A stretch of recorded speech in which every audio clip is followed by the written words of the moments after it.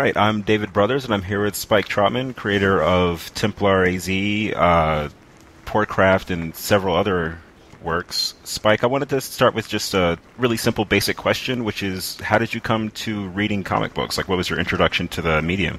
I've read comic books since I was a child. I don't know if single digits is the word, but like everybody my age, back before, newspapers were in their long-term contraction period. Yeah. I read newspaper comics like everybody else, and I am of the opinion I grew up in the time period that was kind of like the last hurrah of the newspaper comic. That was when there was Calvin and Hobbes and The Far Side, stuff like that. Oh, yeah. You actually looked forward to the comic page. And my first imitations of art were Far Side drawings, because I thought, oh, wow, here's the coolest thing ever. Here's a guy, no insult to Gary Larson. I love him. I have many of his collections. Here's a guy who wasn't really that good, but look at him. He had a comic in the newspaper, and not only did he have a comic in the newspaper, it was really popular. And plus, he had figured out a problem I had always had. Like, I could never draw eyes, but check this guy out. He just drew a line, and like everybody was kind of shaped like the Liberty Bell, and like all the women looked exactly the same, all the men looked exactly the same, and if you wanted to draw haircuts. If you wanted to draw a cow, you just plunk a cow head on the exact same body you always drew. I thought this guy he had nailed it. He had figured it out, and I was like, well, if he could do it, cool. And I was sneaking my brother's comic books. Back then, he was reading Power Pack and the Transformers comics, and that kind of evolved into my interest in Excalibur, which was a very narrow interest, because by the time I was developing it, I was maybe, I don't know, like 15, 16, and I am part of a very real but not often recognized sort of contingent of teenage female comic book readers from that period that read the comic just for Nightcrawler and nobody else. And we would go into the shop and we'd grab the issue of Excalibur for that month, and we'd flip through it. And if we liked how Nightcrawler was drawn that month, we'd buy it. And if he wasn't in that issue, or we didn't like who was drawing him, we would not buy it, because I had long just given up on trying to follow the storyline. I just liked Nightcrawler. It was one of those things where I was too young to realize why. And I dropped completely off the comics radar because Marvel pulled that fucking Age of Apocalypse crap. And it got to the point where you'd go in, you'd buy the comic, and they'd be talking about all this stuff. You're like, I don't remember any of this. And there'd be all the editorial notes that just said, oh, you have to buy these other 3 titles to understand the storyline. And I'm all like, I'm 15. I have an allowance. I can't be doing this. And just bye. And I kind of fell out of comics for years after that. And I only got back into it my freshman year of college. I had a friend, and she had a pull box at the local shop. And when we were getting ready to go see a movie or do something, one day she said, I want to just go get my pull box. I'm so sorry. I know you don't read comics. I know it's really nerdy. But she was one of those comic readers who was really into death, like game and death, not like the concept of death, game and death. And she really wanted to go pick up the latest Death comic. And while she was waiting for her pull box, I looked around the comic shop, and I saw a copy of Fun with Milk and Cheese on the shelf. And I remember thinking to myself, well, that's not very clever. Oh, let me guess. Their dairy products gone bad, so they're little nasty carton of milk and little nasty wedge of cheese, and they're very mean to everybody. And I picked it up, and Evan Dorkin talks no end of trash about Milk and Cheese. He talks about how they are basically one joke, but I don't care, because it's Milk and Cheese joke. To this day is what got me back into comics when I was like 18 or 19. I just started laughing like a hyena right there in the shop, and I had to buy it. And from then on, I went to the comic shop on my own, and I realized, oh, wait, even though superhero comics had kind of catastrophically let me down, there's this whole alternative comics thing over here. And this whole time I'd been drawing, and I've been drawing a lot, and I knew I wanted to make comics in some sort of like indistinct way. I have never been that person that wanted to pencil Spider-Man, but I liked comics, and I liked making them, and I made them of my own accord, and I made mini comics, and I submitted them to Fact Sheet 5, and I sold them in my high school, and I didn't know that, I had no idea how I was going to get it out there, how I was going to get people reading it, but I knew I would do my best and I'd keep making them. But the fact that alternative comics existed, and of course back then, we're talking, early 2000s, late 1990s, there were still floppy alternative comics in the shops. So I was picking up floppy alternatives, and I was sort of fantasizing about the day that I could, be on the shelf, and wouldn't that be amazing? And so, fast forward, here I am now, and yeah. So after you quit comics, was it public knowledge that you used to be a reader, or did you just kind of not talk about it so people assumed you weren't into it anymore? I just didn't talk about it. It wasn't one of those things where I made this big deal about how Marvel betrayed me. It was a very sort of, I just lost interest. It's just one of those things where it was never, I'm too old for that. It was never, I'm a grown-up now, or gross, comics are gross, I hate comics. It was just like, I read them until they pulled that Age of Apocalypse shit, and, I was like, even as a child, I know when I'm being hoodwinked. I know when someone's, like, wringing me out like a towel for my last dime, and I wouldn't have put it this way at the time, but I was offended by that. Wow. I was just very, it's like, I want to read Excalibur, I see what you're doing, and I don't appreciate it. That's amazing. So, how did you transition into creating comics? Oh, I've been you'd always been drawing. So, what was that first thing that made you put your work out there publicly? Oh, the first thing I ever put out publicly, I would say, is mini comics I put out in high school. I had a comic that I'm actually trying to retool and remake into a webcomic right now. Who knows when I'll finally get around to finishing that up. But the first comic I put out for public consumption was called Wreckers, and it was about two aliens who ran a planet wrecking company. As in, just I have to say right here, I had not read Hitchhiker's Guide to the Galaxy at this point, so the idea of an entire planet being demolished, I actually came up with that on my own. Thank you very much. And it was just one of those deals where these guys would show up and they would vacuum up your atmosphere and they would rip apart your strata, or, they'd take your molten iron core and they'd sell that to the highest bidder and the whole planet would be gone. And they had a giant robotic cat and they had a spaceship, and they looked kind of like satyrs with kangaroo tails, and I was very, very proud of them, and it looked like absolute garbage. But I still like the concept, and I'm going to reboot it one day. Just watch. And how long from that did you go to creating Templar? Oh, God. Okay, I'm going to take you into the way back now, the long, long ago. Back when Webcomics Nation was kind of like brand spanking new and sparkling, and people were still kind of like trying to figure out the whole how do I make the internet give me money thing. Mm-hmm. God, this makes me feel so old. Okay, there was still sort of this mindset that no matter what you did, you could not get the internet to make you money no matter what. Everyone was kind of like fresh and raw and hurting from the dot-com bubble burst. So no one really believed there was any money online. And Webcomics Nation was, I kind of consider it a noble experiment. Like, they had a subscription model for a lot of their websites. And one of their websites was Girl-O-Matic. And I had two comics on Girl-O-Matic. One was Spark Needle, which was super experimental, super, baby's first abstract, borderline abstractionist comic, which I still like, by the way, and I never finished. And Lucas and Odessa, which was a slice of life teen girl befriends disgusting drifter comic, which I also never finished. And those two comics did not get finished for an incredibly mercenary reason, and I will cop to it completely, that they weren't making the money that Templar made. Templar, when I launched it, I can't tell you exactly the year, I want to say 2006 or 2005. When I launched it, it was immediately more popular than both those comics, primarily because it was free to read, because Girl-O-Matic was subscription.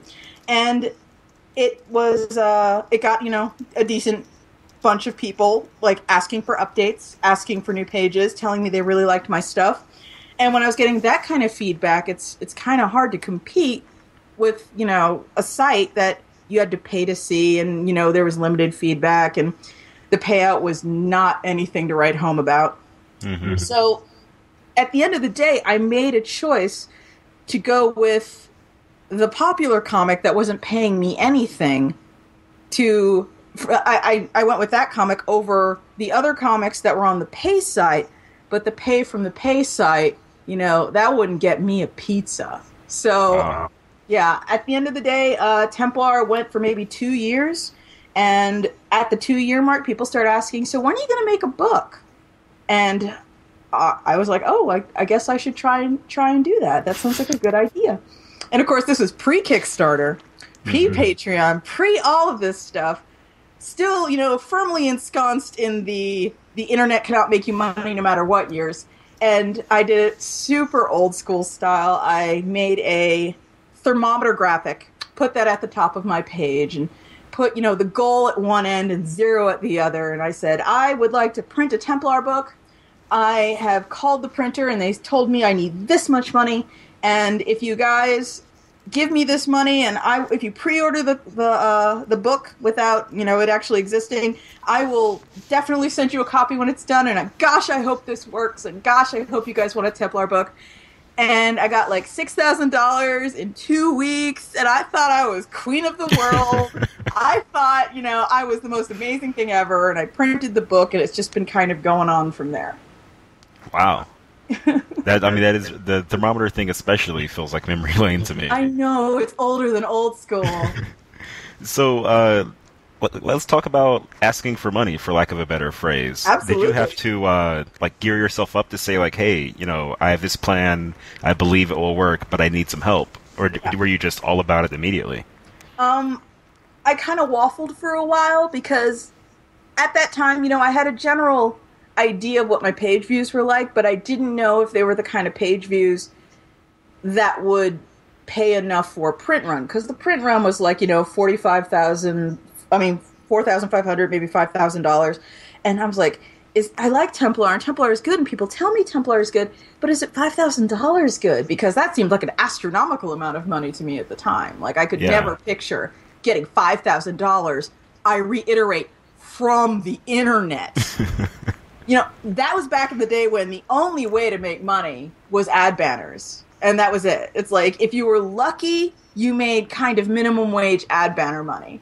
Like, was Project Wonderful around back then? Oh, not back then, no. Okay. No, this is older than Project Wonderful. Or at least I wasn't on Project Wonderful at the time. But it was just... I was afraid it wouldn't work, but it was one of those things where I've always been a very nothing ventured, nothing gained kind of person. Mm-hmm. Where I'm just going to try it just to see. It's like, I wonder if this person will be in my anthology. Well, if I don't write them, I'll never know, so I might as well write them. Gee, I wonder if I could get this person to give me a back of the book blurb. Well, I can write them and find out. That's kind of always been my attitude. He who hesitates is lost, I guess. Yeah, it seems like it's working. You've got, so far, you've got Iron Circus Comics, which is kind of your... Yeah. Is it boutique publishing? Just publishing? I'm not sure if there's a specific term for it. It's a publisher right now. I don't know how much I want to say, honestly. There's a lot of projects in the pipe right now. Sleep of Reason, which was my horror anthology that got kickstarted last year, is at the printers right now. They have the corrected proofs, so we're expecting the book sometime end of next week, beginning of week after next. Mm-hmm. Smut Peddler, which was way more popular than I ever thought it would be, and completely, it's the reason I'm such a Kickstarter fan is that Smut Peddler Kickstarter endowed my business with a life-changing amount of money. And there is no hyperbole in that statement. And when I was kind of organizing Smut Peddler, and when I launched the Kickstarter, I had 3 figures in my business account. There was a few $100s left in my business account because I'd paid out the page rates and everything. And I was not stone broke, but I was not far off. Mm-hmm. And when Kickstarter kind of has this format where it's without you, this project doesn't happen, that was very literal in the case of the first Smut Peddler. And I put it up for 20. And, in the dark of night with the curtains pulled, sitting in a closet by myself, I would admit that maybe I'll make 40. Wouldn't it be great if I made 40? And then just like, when that happened, I took all the money, gave everyone their page rate bonuses, and just immediately plowed it all back into the business. And with any luck, all of the money I've plowed back into the business is going to come to fruition this year. Like, I've been paying a page rate for Porcraft 2. I paid for the script for Porcraft 2 for Ryan Estrada. It's about travel. Porcraft 2 would be about... The formal title is Porcraft 2 Wish You Were Here. And I don't know what you know about Ryan Estrada, but there is no more appropriate person to write a book on how to travel when you have no money than Ryan Estrada. So, paid him well for his services. And Diana Knock will be reappearing as the artist. And unlike Porcraft 1, Porcraft 2, when it hits Kickstarter, will still need the money to be printed, but it will be about 95% finished. What will be left to do will be cameo appearances, like the slots are left blank on the page, and cover appearances, just like with Porcraft 1. That's awesome. Yeah, so all that money's gone into Porcraft 2 and other stuff that... What made you interested in publishing other cartoonists? Oh, let's see. I'm going to choose my words very carefully here because there's a bunch of stuff I don't feel like giving away. If you go to ironcircus.com, you will see that the tagline for Iron Circus underneath the name of the company is strange and amazing. Mm-hmm. A friend of mine once said that indie comics is the only sort of industry where if you don't like it, make your own is a valid statement. Like movies, all that other stuff, like especially creative mediums that require a lot of effort from a lot of different specialties to make something watchable, readable, bearable, enjoyable. That has a bar of entry that's set much higher than comics. But with comics, Smut Peddler exists because there are thousands of women out there who really like comic book porno who are being completely ignored. Mm-hmm. Porcraft exists because there are thousands of people out there who need that kind of advice and aren't getting it. And Strange and Amazing is the tagline of Iron Circus because what I want to publish are the kind of comics I really want to exist. Sleep of Reason is going to be hitting the streets soon, and that is because I miss Taboo. That is the only reason Sleep of Reason exists. There's just a lot of comics that aren't being made, in my opinion, or if they aren't being made, they aren't being sort of collected and given the kind of attention I think they deserve.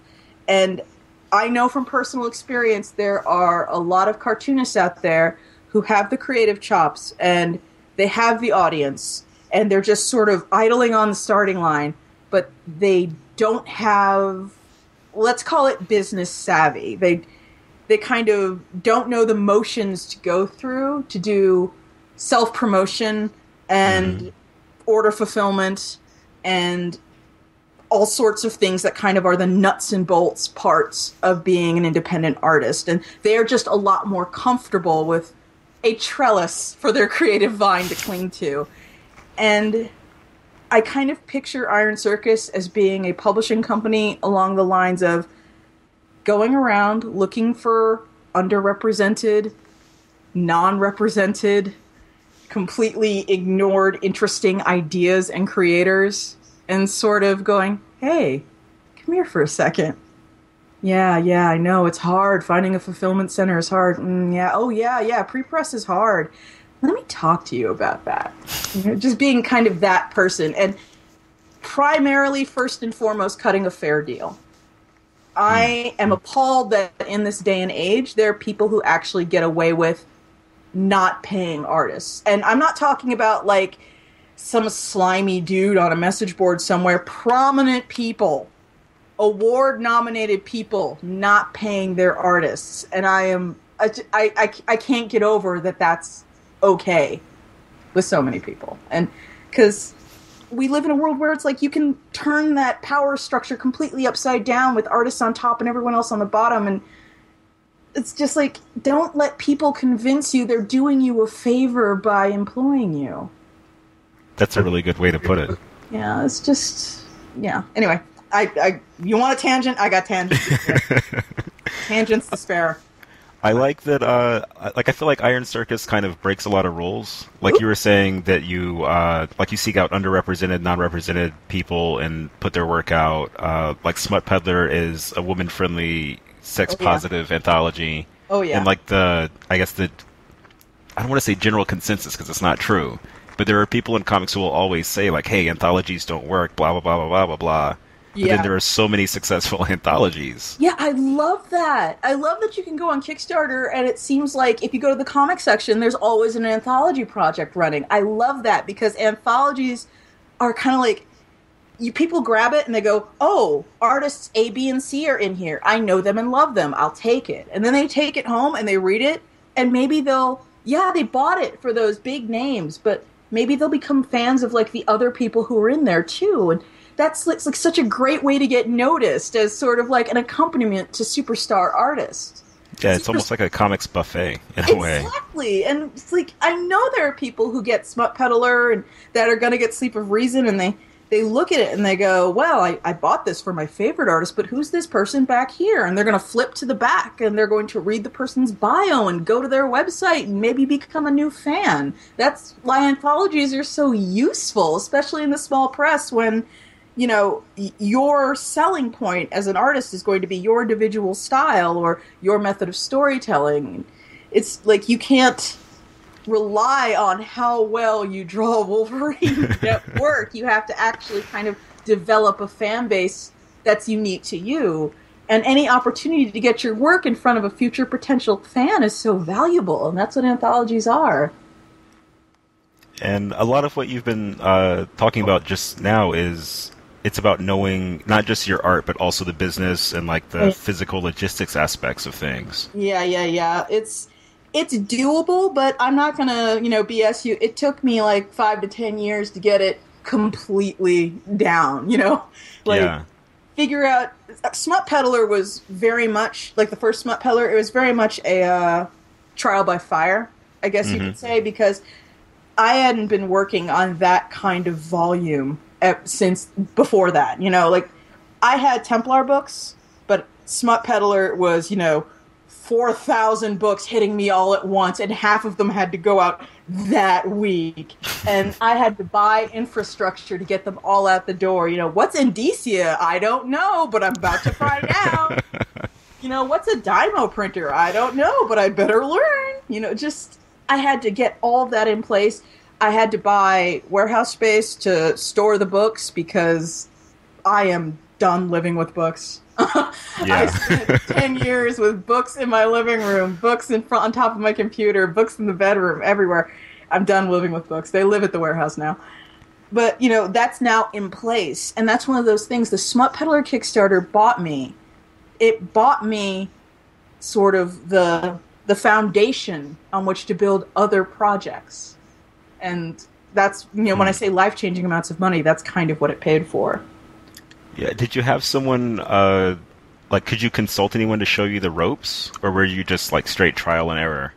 Oh, God. Well, I learned enough to keep from catastrophically destroying everything when I was doing Templar, because Templar kind of paid me, these days I call it secretary money. So think about the kind of money a secretary makes.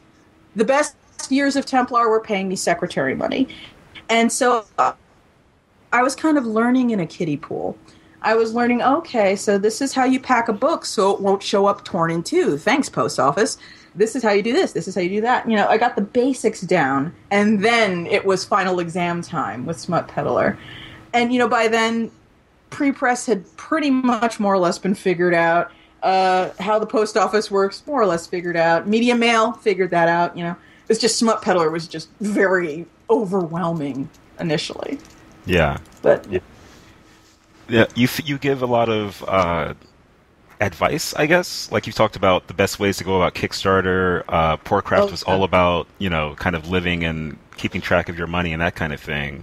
yeah, yeah. I'm a busybody. I like telling people how to live their lives. But it seems like you're coming from a good place with it, which is not necessarily, like I've made a mistake, don't make these mistakes, but I Yeah. figured out something that can help you like start from the starting line instead of 8 places back. Yeah, yeah. There's, I just know that Poorcraft, I mean, I advertised it as the book I wish someone had handed me when I turned 18. My life would have been a lot easier in points if I had known what to ask a roommate before moving in with them, things like that. Of course, there's a lot of advice in there that didn't exist when I was 18, like Walk Score, that website that is perfect and amazing and everybody should plug their address into before moving. But it's just sort of, there's always going to be room for good advice out there. And I think, especially, I recently did a comic called This Is Everything I Know. It was supposed to be a 24-hour comic. It is a failure of a 24-hour comic. It took me a few days. But all it was just, okay, so I make a living in comics, and this is everything I know about making a living in comics. And I feel as if, like, the internet's a really good medium for that kind of advice, because advice about making comics in book format maybe is like, how long is that going to take to make? Like a year, and then maybe a month to publish, then you get it out there, and then that book's going to be on the market for a few more years, and by the time maybe someone picks up that book in 2 or 3 years, that information is going to be stale. I mean, when I was coming up, the money, like I said, was in banner ads. You had to banner ad up your site, and you had to be on the right ad networks, and you had to organize your ad cascade just so, and then you could make a living. And nowadays, people are like, ad banners? Well, I guess you could make a living off ad banners as long as your page views are up in the 6 figures. But the rest of us got to work, Yeah. It's just the speed at which things change is part of the reason I like the whole sort of giving advice in a webcomic format, and that's what I think it's especially well suited for. This Is Everything I Know. Poorcraft has generally more timeless stuff, so I was a lot more comfortable putting that in a book. Like, buy a cast iron skillet is never not going to be good advice. Absolutely. You mentioned that when you were a kid that you had a group of friends who were really into Nightcrawler and that sort of thing. Yeah. What's your comics community been like growing up and like on into today? Honestly, I didn't really have a community growing up. I was reading comics pretty much by myself. But to be fair, I was a fairly introverted kid. I had maybe like 2 friends. And when I say friends, I'm like people I'd have over to my house and I'd go over to their house. It's not like people I talk to, people I genuinely consider friends. So comics was a very solitary thing. And where I grow up, my husband corrects me because he's seen the house I grew up in. I talk about how I grew up in the suburbs, and he just gives me this sad look, and he goes, "No, baby, you grew up in the woods."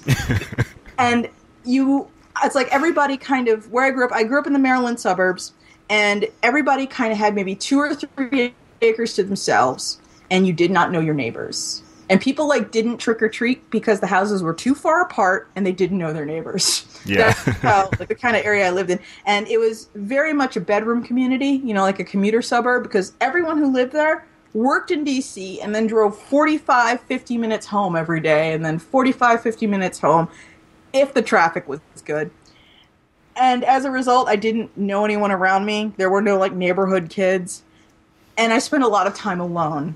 And I think that's not unique to artists, kids who kind of have a natural inclination to being introverted, and then they're given an opportunity to be alone a lot. It would have been weirder to me if I didn't learn to draw and didn't develop an interest in comics. Under those circumstances. And I was drawing before I was reading comics proper, if we're going to define that as, floppies you buy in a shop. And I kept drawing after I fell out of comics.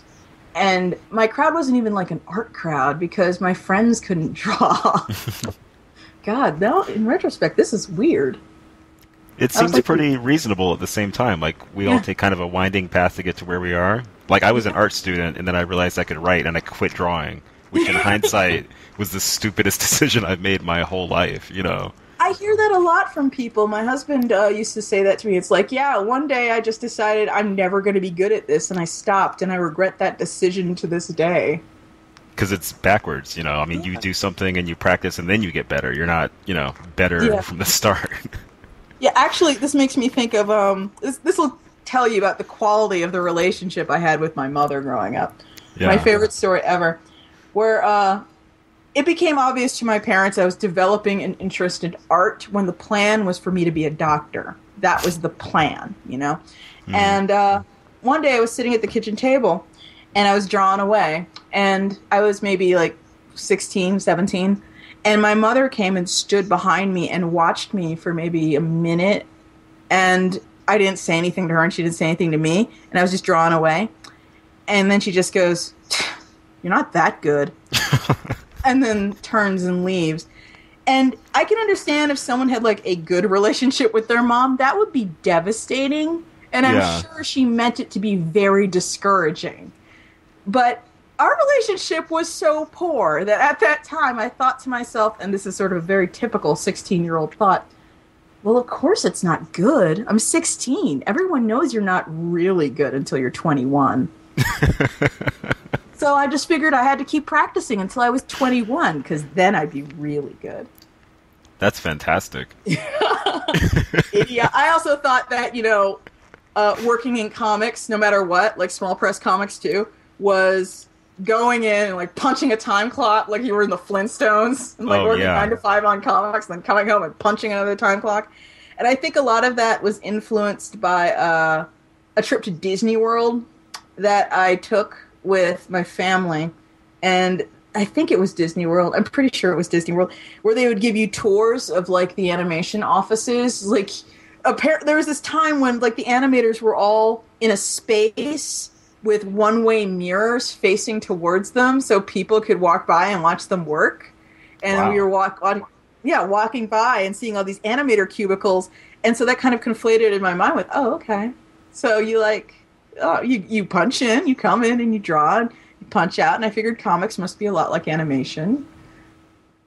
Yeah, I assumed a similar thing about Marvel Comics back in the day because of the bullpen bulletins.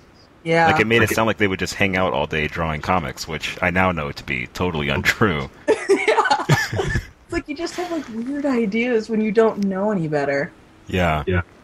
What about nowadays? Do you have, like, a circle of cartoonists or comics people you're close with? Yes, I do, and it's kind of goofy because I went from... I totally want to talk about college for just a second, and then I'll get to that. The college I went to was a college my dad really wanted me to go to. I didn't go to an art-focused college, and I did not meet many people I had much in common with there, but it was in Atlanta, Georgia, and there was a neighborhood called Little Five Points in Atlanta, and there was a store in Little 5 Points called Criminal Records, which is very misleading because while it did sell records, it also sold comics. And that was like the only interesting comic store that I knew of. And it was like a 40-minute trip from my campus. And I remember, like, the one memory that stands out, like, searingly bright from my years in college is going to Criminal Records every weekend and just looking at the comics by myself because I could not convince anyone to come with me. And that is where I bought Monica's Story, which was that James Kolchaka comic about Monica Lewinsky and Bill Clinton. And that actually served as a very interesting tool to, like, sort of show people what I was reading, because they heard I was going to the comic shop on weekend. They're all like, "You like comics?" I'm like, "Yeah." 2 comics went over really well in the dorm. Bone and Monica's Story. That's quite a mix. Yeah, exactly. It's like, I just told them, like, this is a comic about Monica Lewinsky, and it was like someone had opened a window. They had no idea comics like this exist. They're like, "Are you serious?" I'm like, "Yeah. It's based on her deposition. You should read it." Okay! And they liked Monica's Story a lot, and they liked Bone a lot. So you almost tricked them into getting into comics. Oh yeah, almost. They just borrowed Bone and Monica's story from me a lot. Yeah. But yeah, nowadays, I'd say 95% of my socialization is weird introvert socialization. It's Skype-based. There's a group of... It varies, like maybe a smallest group, 3 or 4. It gets up to like 6 or 7, maybe 8 people in a Skype call. And we just start going at maybe 8 p.m. and we can go as late as 4 a.m. Wow. We call it Midnight Dracula Club. And if you can kind of imagine, it is a virtual studio where everyone is just working on their comics and talking. And that is about 95% of my socialization. Wow, that's kind of cool. Yeah, it's perfect for introverts because you can just sort of sign off without saying anything. 'Cause, like, I'm done. You can talk to people in your pajamas. You can just get up and go to the bathroom and come back. And you don't have to, like, worry about looking okay. You don't have to worry, did I do my hair? You don't have to worry, oh, crap, I don't have anything to talk about. Because there are 8 people in the conversation at once. So you can go radio silent for, like, an hour when you need to concentrate on something. Or even mute the call and then come back and be like, oh, or tell people, I'm going to mute because I need to script and then I'll be back. Yeah. Yeah, so we do that, I'd say... I'm not in every single one every single night, but I'd say it happens 5 or 6 nights a week. Mm-hmm. And it is, I suspect it's most of the socialization for a lot of people in there. They're all cartoonists or animators or amateur artists of some stripe. So, how is that on productivity? Like, do you still get stuff done? Oh, we totally get stuff done, although we have to be careful about it because we kind of have a propensity for posting links, and if you start posting and clicking links in the Skype, then your productivity is shot for the evening. It's because Wikipedia is the devil, basically. Oh, it's not even Wikipedia. It's like YouTube, it's Tumblr, it's stuff like that. Yeah. Well, awesome. Thanks for talking with me. Oh, cool, no problem. Glad happy to do it.